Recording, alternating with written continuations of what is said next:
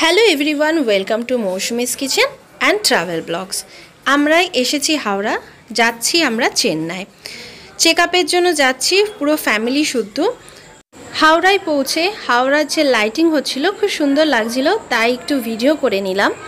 আমাদের ট্রেন হলো 11:55, কিন্তু লেট আছে, তাই 12:30 হয়ে যাবে।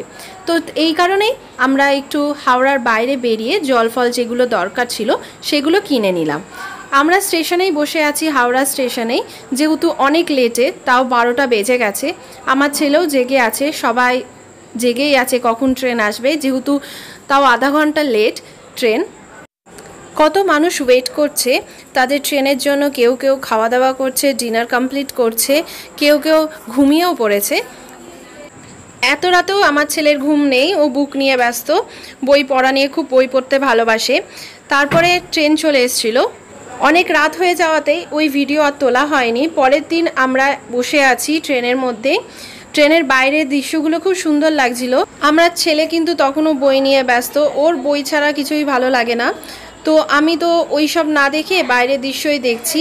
আমরা যাচ্ছি চেন্নাই থেকে আবার আমরা ট্রেন ধরবো, সেখান থেকে যাব কাটপাটিতে আমরা যাচ্ছি সিএমসি, যেখানে আমরা চেক আপে যাচ্ছি। আমরা হোল ফ্যামিলি চেক আপ যাচ্ছি, আমার বাবার বাড়ি আর শ্বশুর বাড়ি দুজনা মিলেই আমরা চেক আপে যাচ্ছি।